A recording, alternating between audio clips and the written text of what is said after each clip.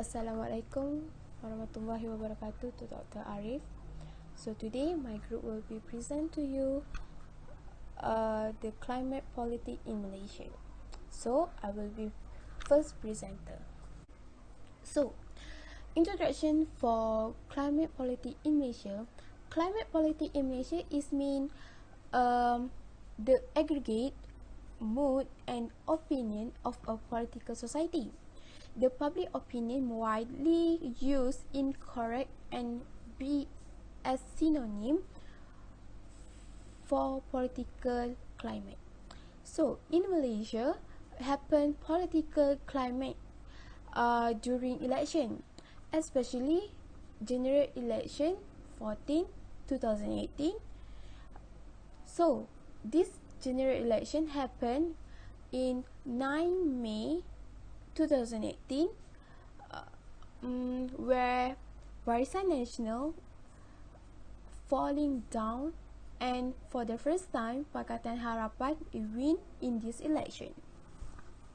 Why we need have a general election? This is because Malaysia have practiced diplomatic and also parliamentary system. Parliamentary system where we have a YDPA as a head of the state and Prime Minister, head of the government. Hi, my name is Mayang Sari Aisha. I'm going to explain for the point of research question.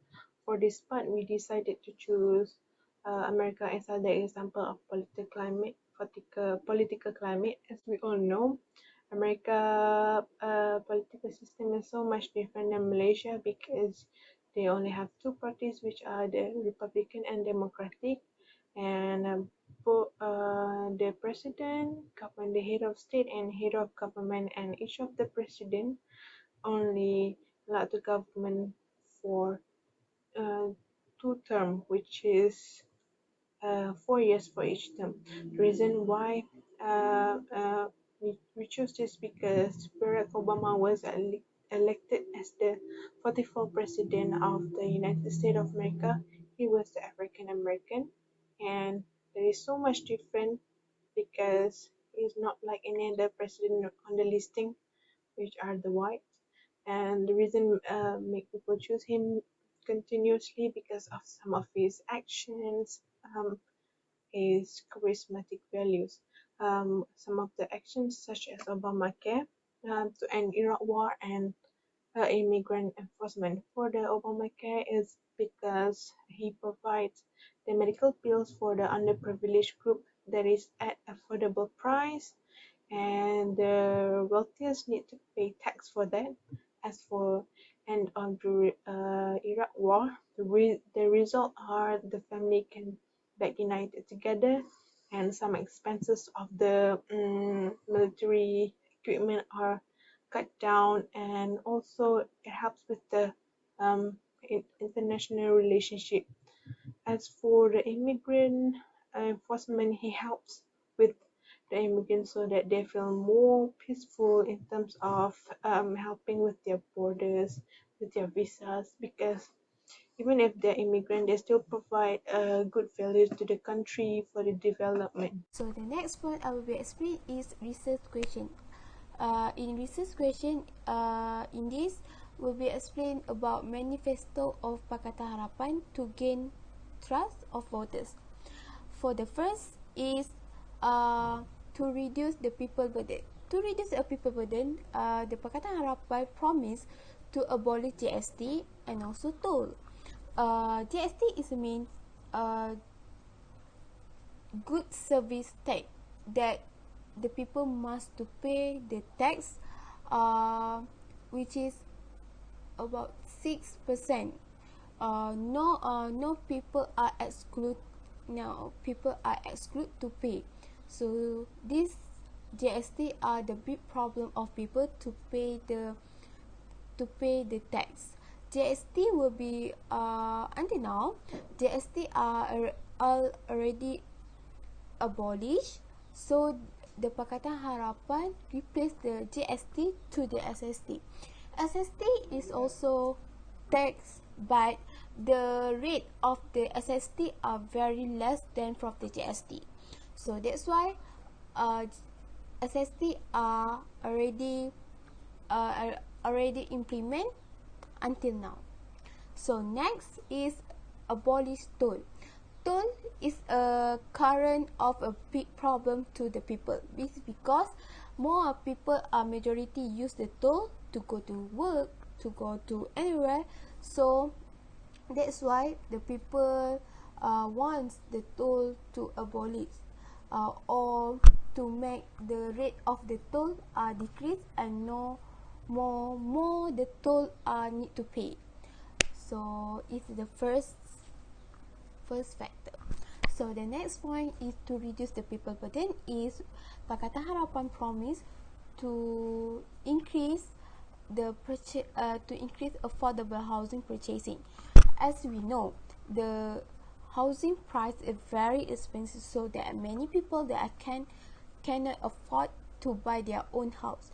So in their manifesto, the Pakatan Harapan promise to collaborate with the developer to increase the housing purchasing with the good price and affordable price to the people.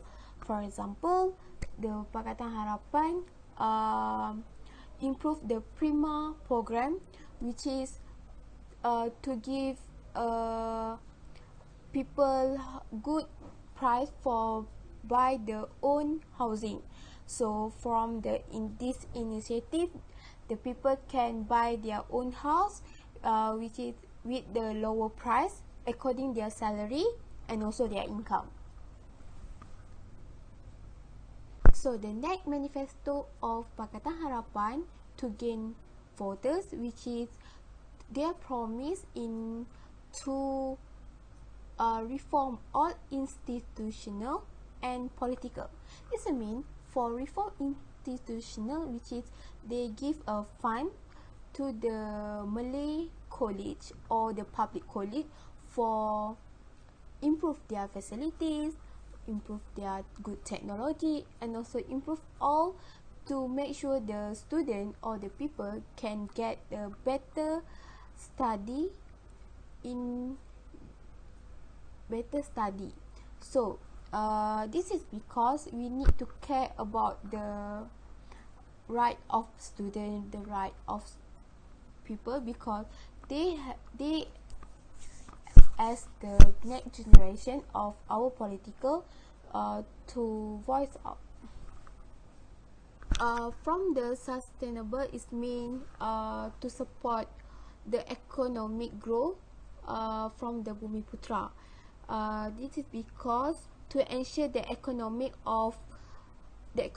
becomes stable, and if the government support the Bumiputra, maybe we can improve our income of government, our income of economy, and also will be attract the foreign investment.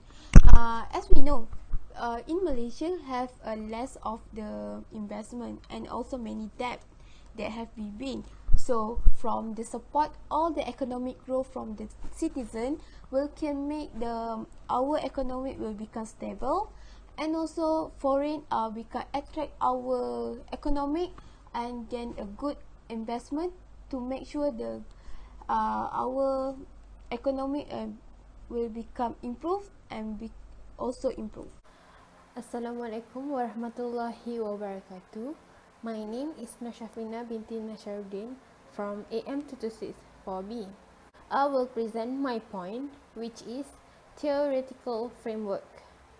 The word theory derived from Greek word which is theoros, which means a spectator.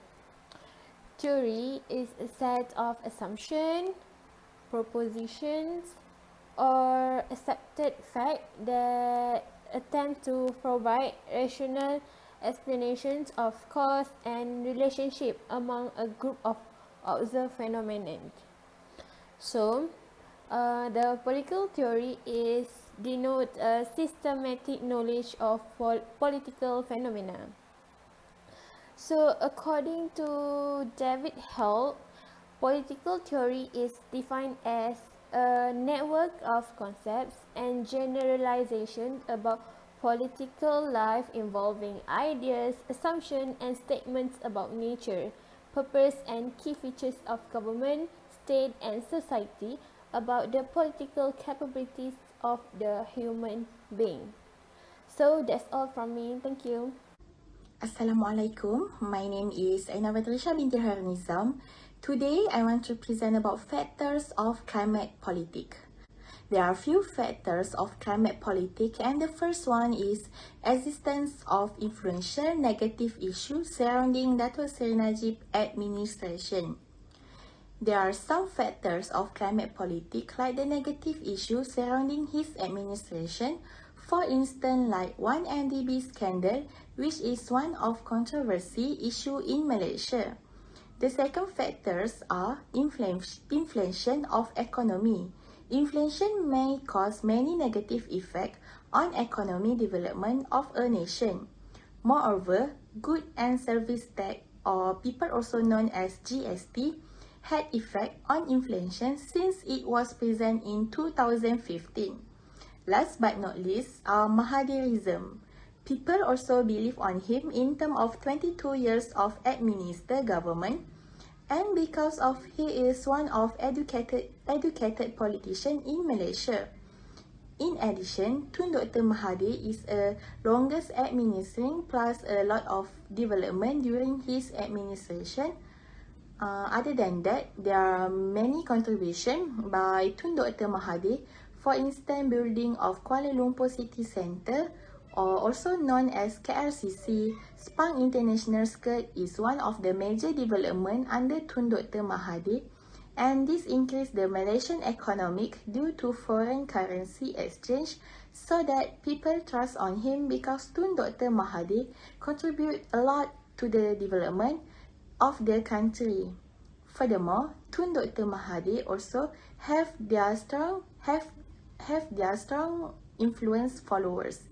Thank you. Assalamualaikum to Dr. Arif. My name is Nur Anisa Fatiza binti Lokman from AM264B to present about the challenge received by the Pakatan Harapan in gaining trust from people. So the first one is the period of ruling by the previous government.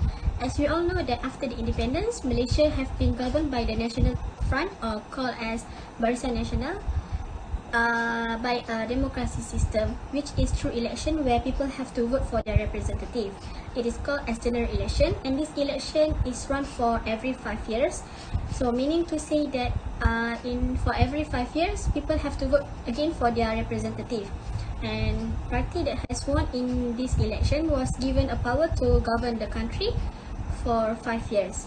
However, Barisan Nasional only lasted until the 14th general election, which was run on the 9th May 2018, where Pakatan Harapan managed to take over the throne.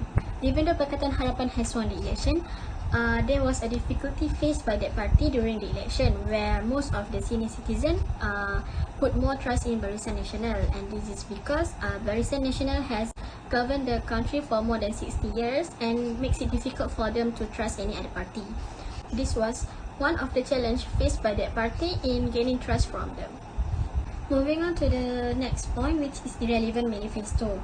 Okay, it is known that every party that take part in general election has to come up with their manifesto in order to gain votes from people. Manifesto can be said as a promise made by the political party to gain voters and need to be fulfilled once they won the election. So basically, Pakatan Harapan has introduced their manifestos during the election, but some of them were unrealistic and irrelevant, which makes it harder in gaining trust and votes. So one of the irrelevant manifesto was to reduce the burden of the loan borrowers of National of Higher Education Fund Corporation, which is PTPTN. So there was plan to postpone the repayment if the borrowers earn less than 4,000 ringgit per month. Okay, we all know that the education fees is not cheap, and most of the people need a loan to further their studies. This is considered as irrelevant manifesto because the bare minimum wages for the diploma holder is 1,500 ringgit per month, and it will take a longer time for them to reach 4,000 ringgit to start the repayment. So this action will slightly affect the next generation in applying loan to finance their studies, since there is no rolling money in the corporation. That's it from me, thank you.